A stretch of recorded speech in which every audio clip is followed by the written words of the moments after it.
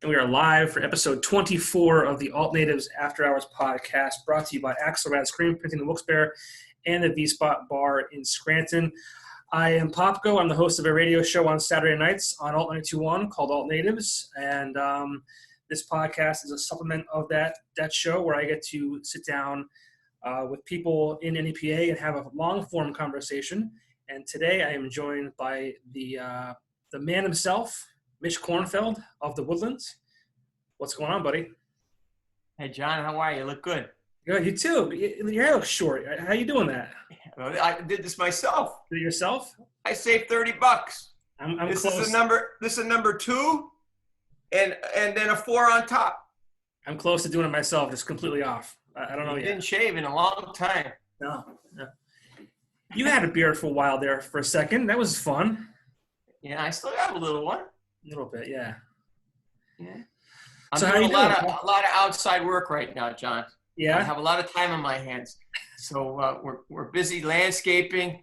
I just carried in 20 concrete wheelbarrows, and I poured them up. Brought to you by Kuhn Concrete, just for the record. There you go. Shout out. So how are you? How's the family? Family's good. Yeah? Everyone healthy?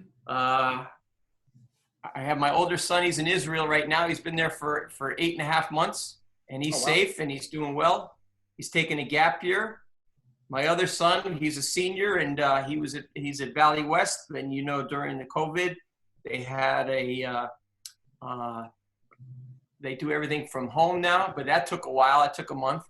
Yeah. So he's doing his Zoom things for school, and my daughter's at SEM, and she's doing all her. I'll tell you what, SEMs are doing a great job with homeschooling and making sure that all the kids are learning during COVID. So I shout out to all those schools, SEM, Valley West, and the teachers. Great job, teachers, and the health professors or professionals. You got to give them credit too. Yeah, absolutely. Yeah, it's a crazy time we're living in. Obviously, you have been affected by that. At the Woodlands. Yep, big time. Tell us a little bit about the struggles that you've encountered, and then kind of what you're doing to kind of adapt the best you can. Well, it started in March, right? So I think it was around the March 15th. We had the Friendly Suns. I could be wrong about the dates, but it was a Wednesday. We canceled everything, and since then everything's been canceled. So we have a big board in the office with all the parties on it. And I've been CXL, everyone so far since March, about the 15th. And now all of my May is gone. And this is the catering side of things. The club, we shut down the Saturday, I think it was whenever that March 18th, I guess. I'm not sure if what date that was. 14th or 21st. But we haven't opened the club since. Yeah. What is it? Either the 14th or 21st. Right. And now in May, when we would do a sellout on every Friday and Saturday, I sold 15 rooms on Friday and I sold 17 rooms on Saturday.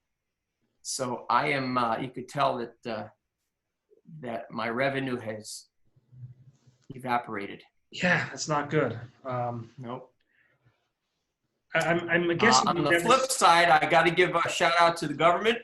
Government came through with the PPP. Thank you very much. I'm a little confused how to work it because, again, I haven't been open, and a lot of the restaurants and bars in the area, as well as in the nation, are having this a little confusing, whether you bring your staff in, even though you have no business, but yet at the same time they're collecting. So it's kind of confusing. Hopefully the lawmakers will get that straight, but we appreciate all that they have done. And got a shout out to Landmark Bank. Did a great job for hooking us up with the PPP. Thank you very much. The economic disaster loan that came through. I haven't gotten any money yet, but I did send the applications in. So a big shout out to the state workers who are pushing that out as well. And then for my staff, I know that a lot of them are collecting, and I know that the government really came through for them. So as far as the last 2.5 months are concerned, I know a lot of people have been suffering, and it's been a change, but I got to give the thumbs up to the authorities, and especially the SBAs and the PPPs, and then on the other side, on the health side, I got to give credit to all the hospital workers, the doctors. We really haven't felt it as much as like New York, but or any of the bigger cities, but I'm sure that there's a lot of pressure going for all the health workers. So thank you very much. We appreciate it. That's good news. I know a lot of people are struggling to get that, whether it's a business or just people who are out of work that have not been able to get that assistance yet. So it's good to hear from you guys. Another big shout out to my staff. Diane, who's been in the sales office, has been working every day. And she's collecting all the calls, and a lot of the brides in the wedding are either moving their dates. So she's juggling, logistically what she should do with all the wedding dates. A lot of them are going to waiting a year. Some are, since we don't know what phase we're in July, it'd be phase 2, phase 1, phase 3, red, blue, green. So she's been juggling all of the calls. So I got to give great an applaud to Diane Fitzgibbon. And also my general manager, Michelle Valente. She's been there every day, putting all the time in. She'd submitted all the applications early. She was on it. So Michelle, good job. And my front desk staff, I have about 5 front desk people that have been rotating. So, and I got to give them a lot of credit as well. Jason Harris on my marketing side, all these guys are doing a great job. And then I have a big staff meeting on Thursday with the new medium Zoom. So I have all my managers on Thursday at 10 o'clock. We all get together to share our stories and to make sure everybody's cool and we're all on the same page on a weekly basis. So that's where we are at the Woods. Where we can't wait to open up our restaurant. Our restaurant we just opened for takeout last Friday. So Friday and Saturday we were open at Crescenzo's for pizza and bites and some takeout beer. And Shogun, who rents from me, they started 2 weeks ago, and they've been doing very well for takeout. Right. So that's good for our hotel guests. So the 20 people that we do have, we say now that you have an option to get some food. You can still get your Shogun, or you can get some pizza. You can still get some beer, but you have to take it to your room. So the big thing that we're waiting for right now is, can you go take your food and go on our deck? And we have to wait on that until we're in the phase 2 or the yellow phase, I hope. Right. And we're opening the pools now. The weather's nice. So that's hopefully we could take 20 rooms and turn them into 40 rooms. Right. And that's where we're at. And the people you have staying, are those just people that are traveling through the area, or because obviously it's a small amount of people, but to even have that, it kind of seems like, where do they come from? Some of them are transient, coming through. A lot of them, we've had, they do bridge work, the bridges. A lot of the construction workers will stay with us. And they take about 4 rooms. So while they're working, they're staying with us. I wish I had more of them. So anybody out there in Zoom land, if you know anybody who's looking for rooms, send them our way. We'll give you a good corporate rate. We'll give it to you. We'll just give it to you. Yeah. Well, obviously, the Woodlands has been around. I think you celebrated your 50-year anniversary last year. You've been around a long time, I'm sure. And correct me if I'm wrong, I'm sure you haven't seen anything like this before. No, the worst was, we had the financial crisis in 08, 09. That hurt a little bit. And then 9/11, I remember 9/11 with the flights. That was rough. Those are the 2 things. One, natural disaster. Usually we do okay on natural disasters, to be honest with you. If it's a hurricane, people will come. If there's a giant snowstorm and the power goes out, PP&L will bring. We even did well in the flood in 72, Agnes. Since Wilkes-Bar was wiped out, a lot of people needed a place to stay, and we out of the flood zone. Right. So we did well in 72, and we opened in 69. So I've seen everything, you know, but I've never had my revenue go almost down to zero. Yeah. But with that being said, you've obviously adapted over the years. I mean, 50 years in the business and in the family and things like that, like you've had to adapt, obviously. Yes. You know, as the scene and the nightlife changes, and you've been able to do that. Obviously, the club scene is not what it used to be. I think I'm accurate with that. Yes. But talk a little bit about how you've been able to adapt and kind of roll with the punches, and maybe what you're going to do next to kind of move into this next phase once this is all over. Well, last time we knew the casino was coming down on us really hard. That was 2004, 2006, 2008, in that time.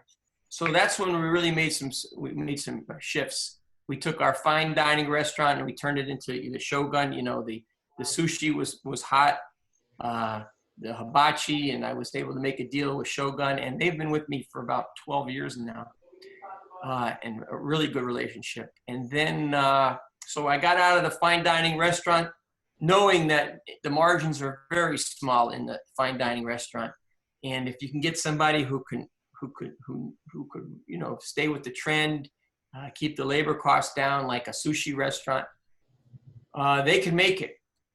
And then Ruth Chris opened up at the casino, so I knew that steak business was going to go up there for a while. So that was a great move. That was in 2009. We did, you know, we had our pizza, you know, but if you add up all the pizza that we make and save on the white tablecloth restaurant and take in the rent, it was a smart move. So now here we are, 2020, and it was funny because I used to say to my staff, all right, at my staff meetings in 2019, I said, 2020, perfect vision.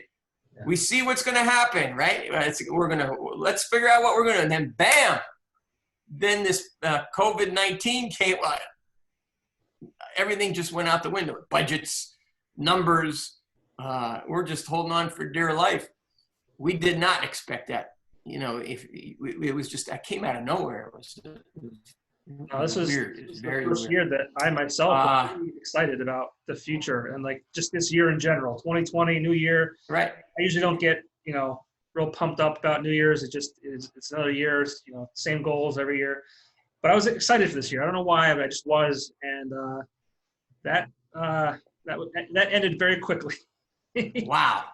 We didn't expect that at all. Yeah, I'm in sales, so I'm with you. I mean, unless you have some money you want to spend with me to advertise your hotel rooms, like yeah. Well, the funny thing is, you and I, we were negotiating, or we're talking about the Rock 107, right? Yeah. Where are we going to put it? When are we going to do it? Okay, you got Hoover going in there, looking for bands. In fact, you were one of the first calls. Hey, what are we going to do with the Rock 107? Well, we'll move it to May. We'll move it to June. Think about it now. Now we have it. Hopefully, we have it in July, I think. Yeah, hopefully. Right? That's a question for Hoover. I'm sure he'll be he'll be talking to you soon and see what. And that's basically how we've been surfing this whole COVID pandemic. What month are we going to be in? You know, is it going to be May? Is it going to be June? Now we're surfing July. You know, like so, and that's basically what we're doing. Have you heard anything? Like, do you know anything that? I heard that the casinos may open in June, early June. So if I think that the state will they're concerned about those casinos opening because of the revenue with the gambling. So we're going to just piggyback with them. And we can't do anything with the bars. I was, pushing for the nightclub, but I just, the problem they had, I think it was in South Korea where the guy came and started, he was a super spreader and 55 more people got the disease. So clubs, I don't know what we're going to do with the clubs. So any ideas in Zoom land to figure out how we should mess with 4,000 square feet, just let us know. We'll give you evolution. speaking of evolution, I mean, when I met you, or maybe I didn't meet you yet officially, but when I knew of you, it was when I was, younger, 21, in the clubs and things like that. And I remember seeing Mitch, the bachelorette host, the party Yes. host, and Yes. blowjob shots and things like that. Like, now look at you. You're all cleaned up. You're Cleaned up, you know, kids, 3 kids. Now I'm waiting for my son to be doing those shots. right. So I'm waiting for him. All right, you're 19. You have 2 more years. Hurry up. So Is that the plan? Is he itching to get in? he would love to get in, but the problem is when you're 21, your mentality is, all right, I'm in, and you jump in. And I knew it was an act. I knew it was a job. Yeah. Whether you knew it or not, I knew exactly where I was going.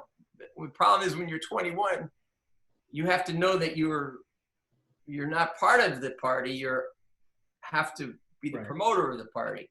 Right. So it's tough when you're 21, but he'll be fine. He's got a good personality.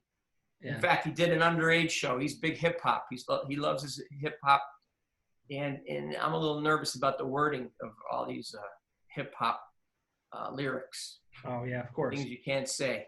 Yeah. And for some reason he's into that. Maybe in Israel he'll like the house music where you don't have any.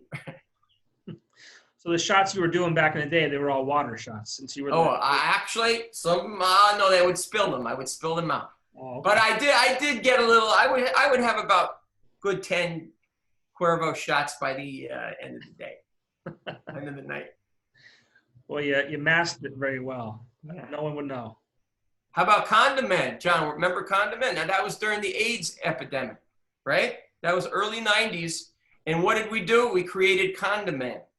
So we put a cape on me. I had a condom hat on, and I would throw out condoms. So you see, sometimes in crisis, you have to adapt and then spin it a little bit. Right. So that's where Condom Man came from. Well, that's a little young for me. I was in the 90s. I was like, between 10 and 18. So well, I wasn't. I was Condom Man. That's my claim to fame. That's news to me. That's funny. Yeah. I didn't know that. That's great. Well, see, that's what we have. But today I can't do COVID Man because I'm not allowed to bring people together. No, you can't do that. It's crazy. But like I said, you adapt, and you've been able to do that over the year. So I have no doubt that once we kind of figure out a game plan and kind of a roadmap for where we can and can't go, I assume that you'll be one of the leaders in that in that space. Take that charge. Yeah. Here's a problem though. What happens is the casino, when you're 21 now, everybody wants to rush to the casino. I'm 21, I can go to the casino. Back in the 90s and before the casino, back in the early 2000s, there was no casino. Right. So we were the spot. So when you're 21, where do you want to go? You go to the Woodlands and that's where you are. So I used to get an influx of the 21-year-olds. Lately, I really have been steering away from the younger crowd and more. I'm really gearing towards a 30 and older. So I'm really not that spot for that young audience anymore, which is good and bad. And the good is that I don't have to worry about, LCB, and I don't have to worry about fights, the negative PR.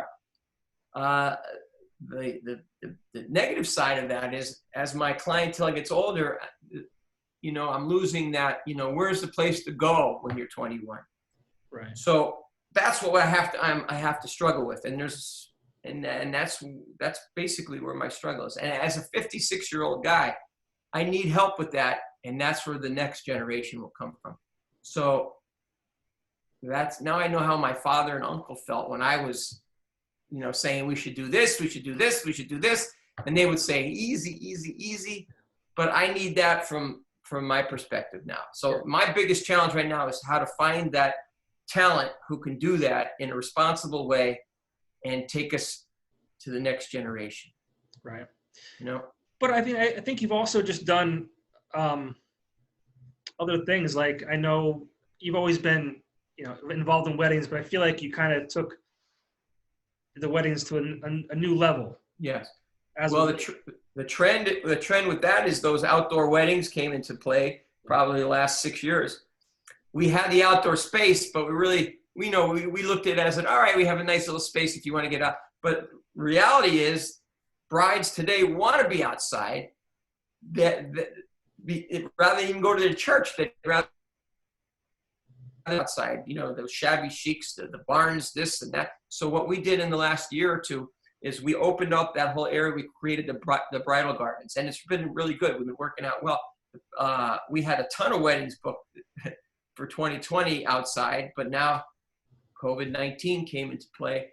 So the good news is all those weddings are booking for 2021. So I looked at the map, the calendar, I call it the calendar map, and there's a ton of weddings booked for 2021. So if you're looking to, again, Zoomland, if you're looking to get married now's the time to give us a call because we are booking up fast. Notice I'm looking at the camera now, John, rather than you. Yeah, I get caught up doing that too. I want to look at you, but then it looks like I'm looking at the floor here. So I try to. Here, I'll give you. Speaking of technology, John, you know me. I was a big radio guy. Okay, you know that the digital scene. Yeah, digital's big, and I saw it crept up into the budget. And I would have my staff who are the millennials. They would always say to me, Mitch, lower your radio. I know you don't want to hear this. Lower your radio budget and increase your digital budget. But and the phones and the cell phones, and I'm still trying to learn that. I don't know how exciting it is to get people to come to my club, through phones. I'm still trying to learn that through the phones and the Facebooks and the Instagrams and the Snapchats, and now the Zooms, Google. What other things am I missing? Where do you put your programmatic buying? Yeah. How much? I still say on the radio, rah rah rah rah rah, come to the Woodlands. But my team says doesn't work anymore. Yeah, well, I can help you with all that. I know you could. We'll sit down and talk. Yeah. Would you prefer just is Google important, or do you think like the social medias? Now you're going to say both. I think if you only had X amount of dollars, would you put it on target ads in Google, or would you do more Instagram? I guess it depends on your audience. Facebook. Yeah, I mean, it depends on your audience. I if you're going for the club scene and those people who are active out there, I would say Instagram and Facebook. That Wedding Wire works good for weddings. Yeah. That does really well. I'm not into the geofencing. That geofencing didn't work for me. No, and it's I don't want to get into that. But it all has its place. I mean, and the idea is to use everything, cohesively and as one, but it's hard because, right. It's expensive to do everything. So you have to kind of pick and choose, but I'll give you another challenge in my business. Okay. Since my building is 51 years old, the capital improvements that you have to put into the building to keep it fresh, that's a killer in our business. So I have a roof that, a flat roof. I have 149,000 square feet. Okay. So just the roof itself is 50 grand to repair one section.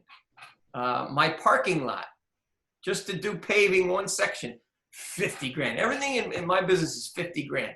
50 grand here, every section, 50 grand, 50 grand, 50 grand.